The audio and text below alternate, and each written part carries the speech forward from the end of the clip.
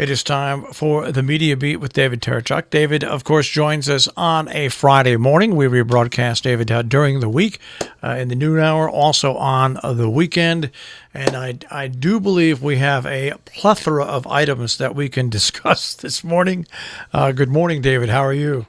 Well, hello. I'm back in the media capital of the world. And yes, it's been a week of head-spinning media events. That's not really quite the word, but things that grab our attention and make our heads spin. Many of them. Yeah, we could pick almost anything out of the potpourri of nonsense and sort of topsy-turvy and self-contradictory sometimes news feeds that there have been this week. You know, we have to start off with what Boris Johnson did this week. And I do have to say, I don't know a lot about British history and about English lawmaking, but when I first heard about suspending Parliament, I decided to take it upon myself and look into it.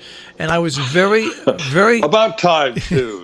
Everyone, I think, ought to know about British history. Don't you agree? Well, I think that at least news organizations should, because I was hearing news organizations almost report like it was unbelievable that the Queen approved this.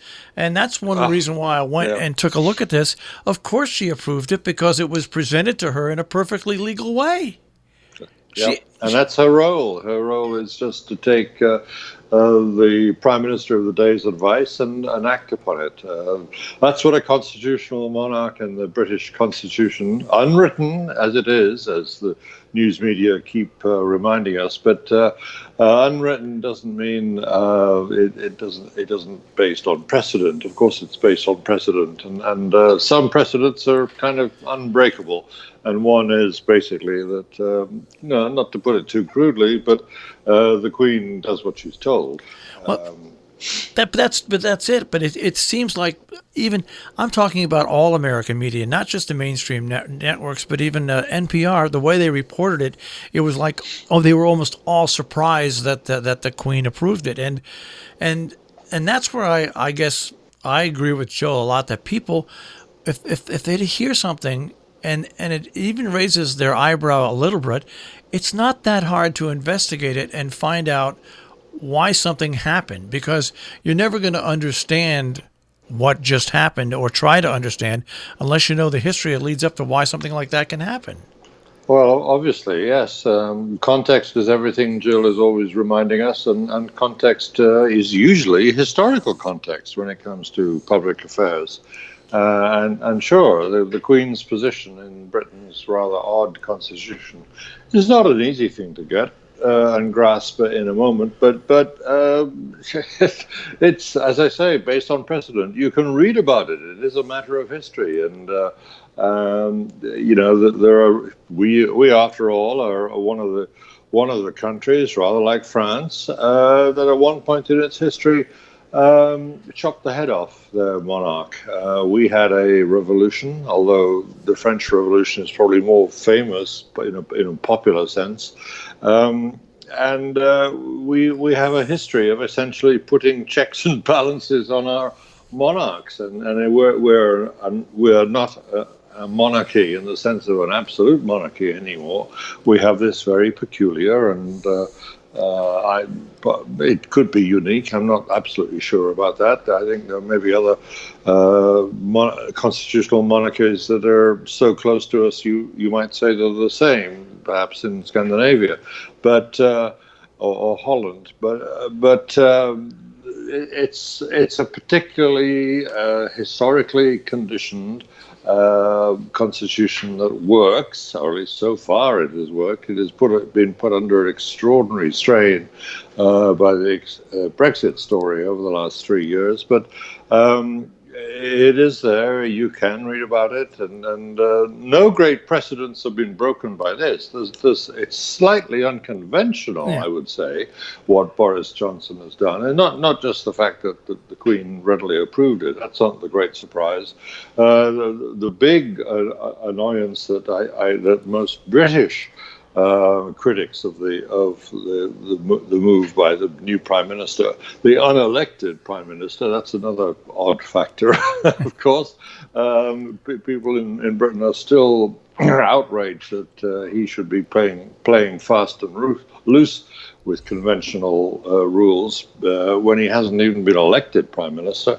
But one of the things which is much more a reason for Brits anyway to be outraged by this, and why they are calling it a constitutional outrage, is that it reduces the time available for Parliament to take action in the checks and balances kind of sense of action against Boris Johnson as he hurtles towards coming out of the European Union without an agreement, without the detail of an agreement in place for how the divorce is supposed to take place. Every divorce has to have an agreement for it to happen, and he's suggesting that we at least prepare for the possibility, the strong possibility, he is heavily hinting, that there will be no agreement by the time we get to October 31st, when we're supposed to leave Europe completely. And his words, with an agreement or not with no agreement. So it's the no-deal nature of the forces that are gathering now and taking advantage of the Prime Minister's ability to name the day that a Parliament will come back from its long summer vacation and the extra tag-on vacation that they get every year at this season, for the parties to have their own conventions. And that's where the media have gone haywire, I think, is to say that this is an extraordinarily, like some of his critics have, an extraordinarily unconstitutional outrage. What it boils down to, in actual practical fact, is that Parliament's time to do anything about what the Prime Minister is planning is reduced by effectively about 4 or 5 days. That's what's happened. So it's not as big a deal as the press and, of course, Boris's opponents are trying to make out with all the huffing and puffing and outrage. What I look at, and maybe you can correct me, we have to educate a whole series of Americans to remember what the crisis with Northern Ireland was many, many years ago.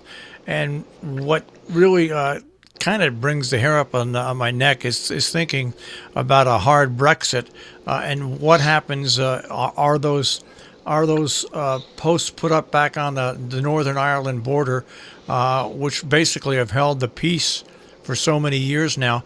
There's a lot of people in this country, I don't know about in England, about the young people that have grown up not knowing the violence and the death that occurred between Northern Ireland and the rest. Then this is going to affect that if it's a hard exit, isn't it not?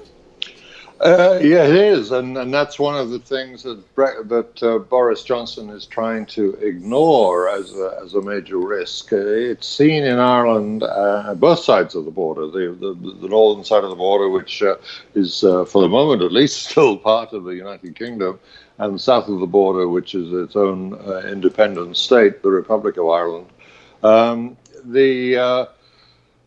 The concern is, of course, that we will see a return to the dark days where that border was extremely controversial and a gash across the country. It was created in 1921 by an old colonial British habit of drawing a line across a patch of land and saying, that's your border, folks.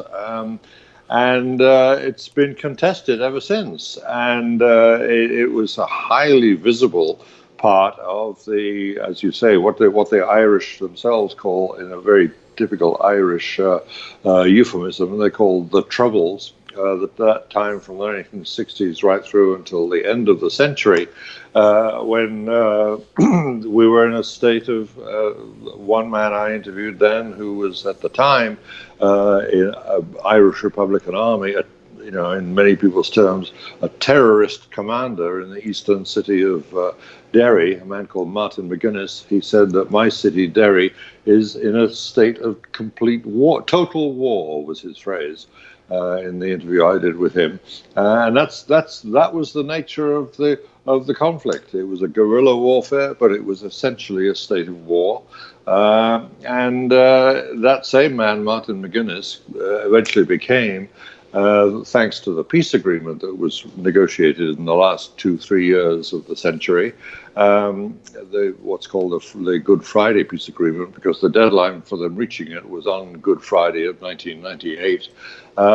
He became, under that agreement, the second most important politician in the country. He became the deputy first minister, deputy to a man from directly the opposite end of the political spectrum. It was an extraordinary piece of peacemaking, helped by the Americans considerably. Bill Clinton was president at the time, and the person who chaired the negotiations for all of this was former Senate leader, Senator George Mitchell. So there's a lot invested in that peace agreement, and America itself is one of the guarantors of that peace. But part of the peace agreement was to essentially rub out, just erase, take a kind of pencil eraser to that map in practical terms. There is no evidence when you cross from one side of the border to the other now. And of course, that means trade takes place openly and easily. There's nothing to mark that border except signs telling you, if you're leaving an American city, you see goodbye, right, welcome to such and such on either state. side of the poster.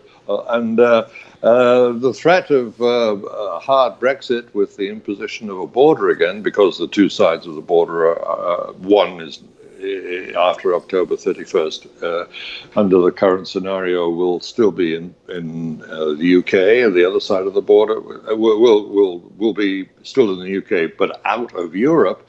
The other side of the border, the south side of it, will still be part of Europe. So inevitably, there's going to be some kind of customs posts,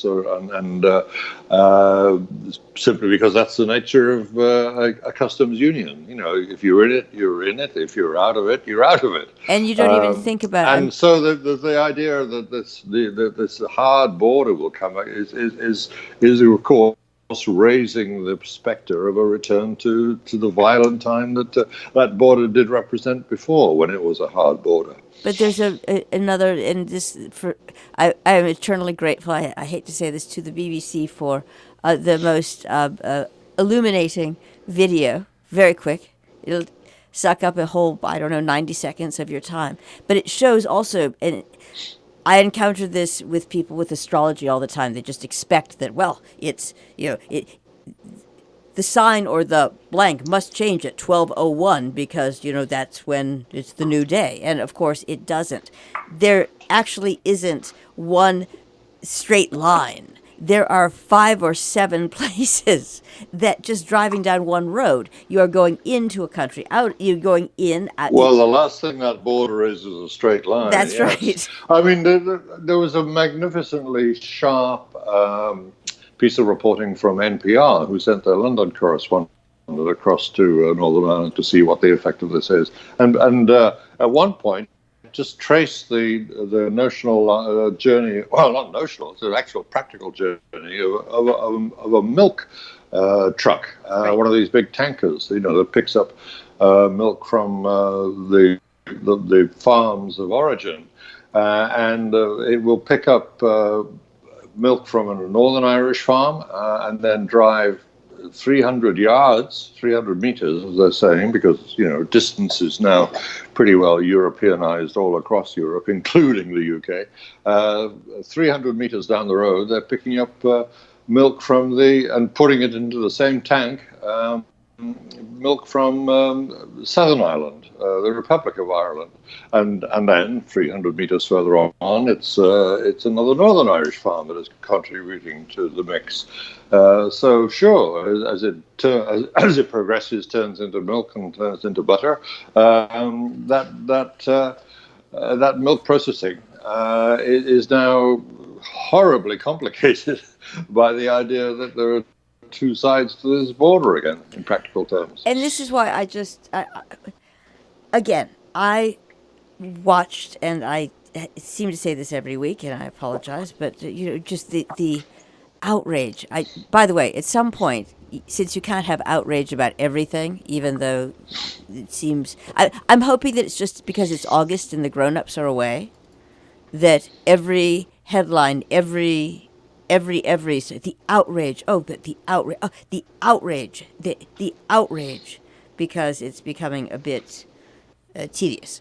But one of the things that is being masked with the outrage is whether or not talks are actually taking place, because it's so abundantly clear that yanking this apart is going to make its own gravy, and that's being really kind about it.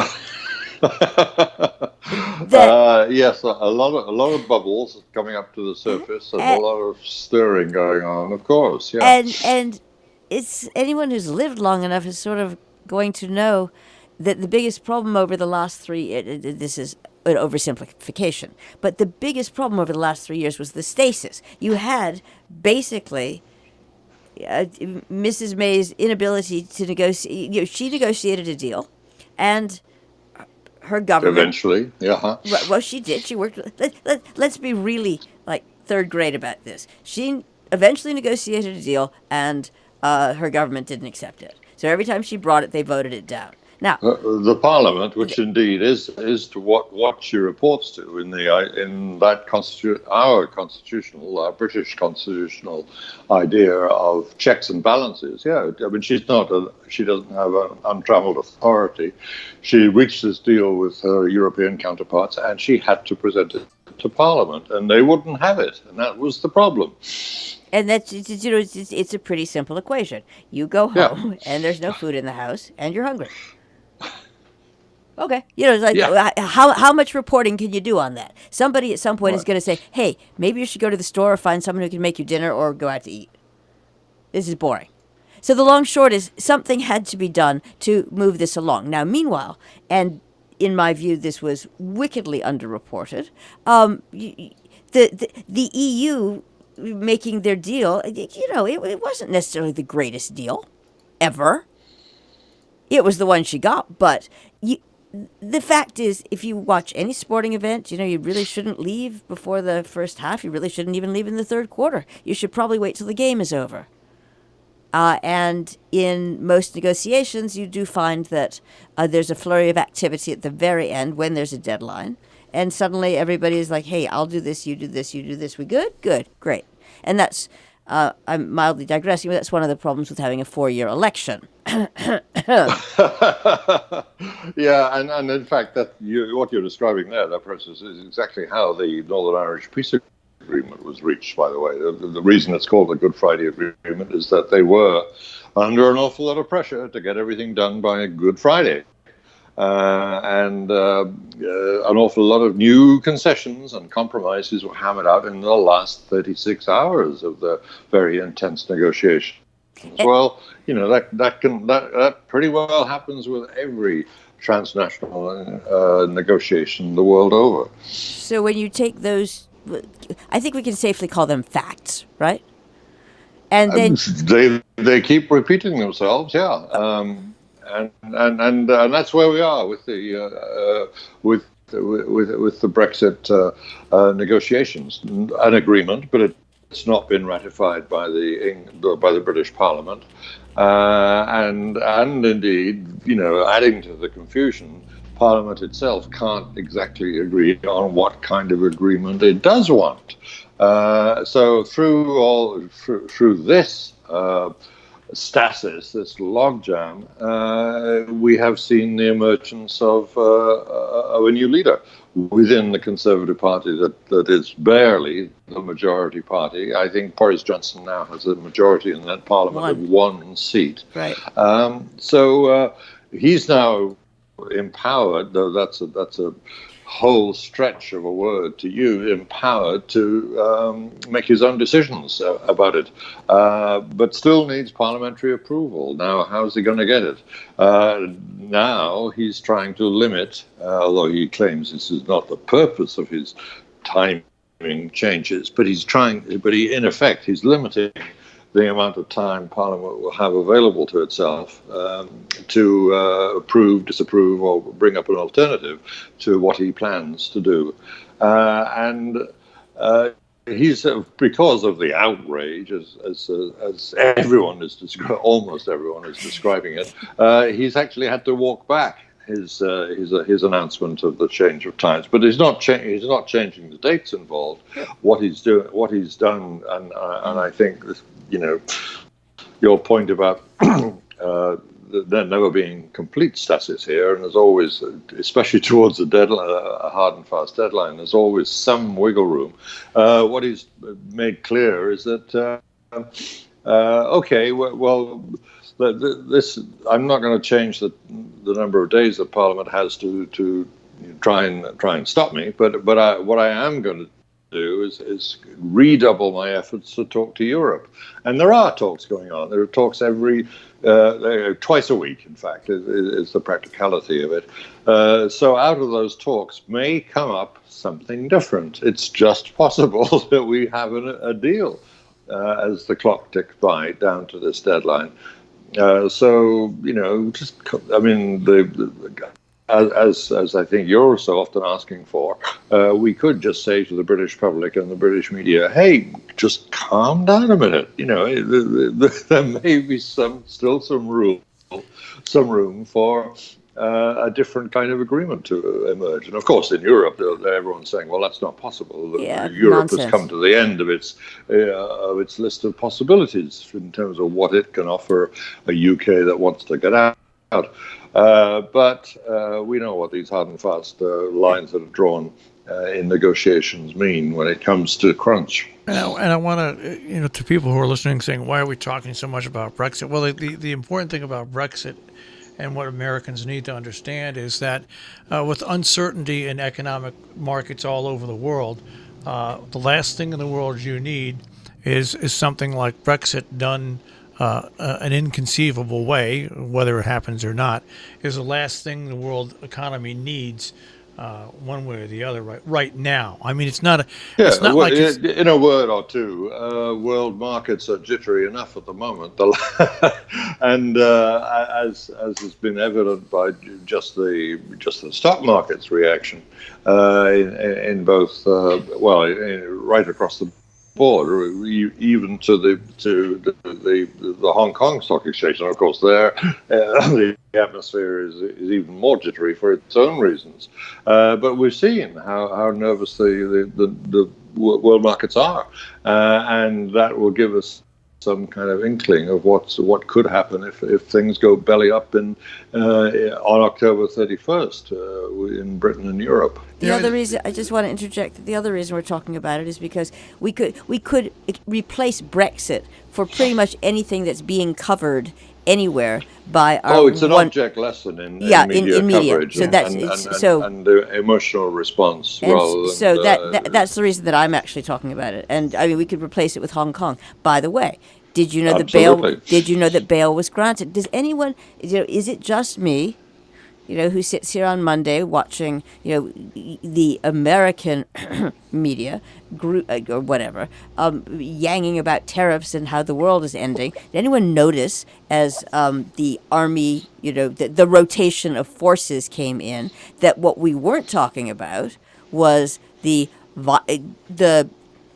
how the link between what was going on, the protests in Hong Kong, and the tariffs were completely decoupled.